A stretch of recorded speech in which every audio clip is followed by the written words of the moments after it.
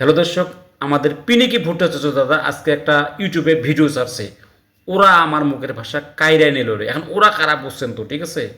তো এই ভিডিওর মাধ্যমে উনি 52-র যে ভাষা আন্দোলন, অর্থাৎ 21শে ফেব্রুয়ারির যে ভাষা আন্দোলন, ঠিক আছে, এটাকে উনি জয় বাংলা করে দিয়েছে, পাশাপাশি ব্রহ্মাস্ত্র নিক্ষেপ করছে। ব্রহ্মাস্ত্র শুনুন, একটু ভালো করে শুনুন। আমরা 52 চেতনার বয়ানকে পুরাপুরি ধূলিসাৎ কইরা জয় বাংলা কইরা দেব। বাঙ্গু প্রগতিশীলদের চেতনার দিকে একটা মহা অস্ত্র নিক্ষেপ করবো। মানে দাদাই বলতে চাচ্ছে, এবং এই ভিডিওর মাধ্যমে উনি অনেক কিছু কথাবার্তা বলছে। মানে ওনার মূল থিম ছিল যে উর্দুই হবে পাকিস্তানের রাষ্ট্রভাষা, ঠিক আছে? হইলে সমস্যা কোথায়, তাই না? হইলে সমস্যা কোথায়? অফিস আদালতে যদি চলতো তাহলে সমস্যা কোথায়, ঠিক আছে? আর ভাষা আন্দোলন যে হয়েছে, মানে ভাষার জন্য যে আন্দোলন হয়েছে, এটা উনি বিশ্বাস করে না। তাহলে আমরা একটু শুনি যে হয়েছে কি হয়নি। ভালো করে শুনুন, একটু দীর্ঘ সময় ধরে শুনুন, ঠিক আছে? 1947-এর দেশভাগের পর থেকেই পূর্ব পাকিস্তানের মানুষের মনে জমতে থাকে চাপা ক্ষোভ। দু জাতির শিল্প সংস্কৃতি আলাদা হওয়া সত্ত্বেও পাকিস্তান সরকার চাপিয়ে দিতে থাকে উর্দু ভাষা। মোহাম্মদ আলী জিন্নাহ বলেন, উর্দুই হবে পাকিস্তানের রাষ্ট্রভাষা। Let me make it very clear to you. Leave no doubt that state language of Pakistan is going to be Urdu and no other language. হাজা নাজিমুদ্দিন, রাষ্ট্রভাষা উর্দু নীতিকে সমর্থন করলে বাঙালির চাপা ক্ষোভ আন্দোলনে বিস্ফোরিত হয়। পুলিশের বাধা অমান্য করে রাজপথে নেমে আসে ছাত্র, শিক্ষক সহ সাধারণ মানুষ।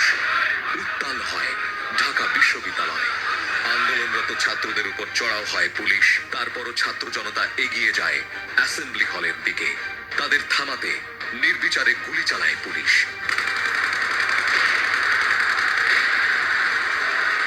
ভাষার জন্য প্রাণ দেন সালাম, রফিক, বরকত, জব্বার সহ আরো অনেকে। শুনছেন তো ভালো করে?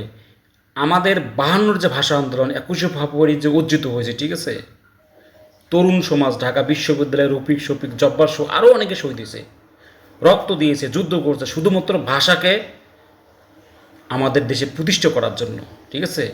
ওরা আমার মুখের ভাষা কায়রা নেড়ে, উর্দুই হবে পাকিস্তানের রাষ্ট্রভাষা, জিন্নাহ সাহেব বলেছিল। এখন হইলে সমস্যা কোথায়? এই যে আমি যে ভাষা দিয়ে কথা বলতেছি, বাংলা ভাষায় কথা বলতেছে না, উনি কিন্তু এখানে অনেকভাবে কথা বলছে, অনেকভাবে বুঝাইতে চেয়েছে যে সমস্যাটা কোথায়। আমি যে বাংলা ভাষায় কথা বলতেছি না, আমি তোমায় ভালোবাসি বা আমার সোনার বাংলা আমি তোমায় ভালোবাসি, এখন যদি উর্দু যদি রাষ্ট্রভাষা হতো, বাংলাদেশে যদি রাষ্ট্রভাষা হতো, আমি তো প্রথম থেকে বাংলা ভাষায় কথা বলতে, বাংলা নিয়ে সব কিছু আমার চর্চা মতো সব কিছু, এটা যদি ভাষা হতো, তার অফিস আদালত থেকে শুরু করে সব জায়গায় কি উর্দু শেখা লাগতো না? কারণ আমি তো বাংলা দিয়ে কথা বলতো, তাহলে এই জন্য আলাদা ট্রেনিং কোচিং সেন্টার লাগতো না, সমস্যা হইতো না।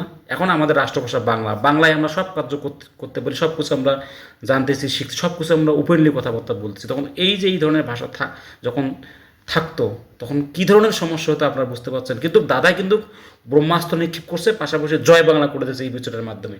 মানে দাদাই ভাষা আন্দোলন, এতগুলা ছেলে শহীদ হয়েছে, যুদ্ধ করছে, কিচ্ছুই মানে না, ঠিক আছে? কারণ দাদার নাম হলো পিনাকি ভট্টাচার্য, প্রোপাগান্ডা গ্রুপের সদস্য, ঠিক আছে?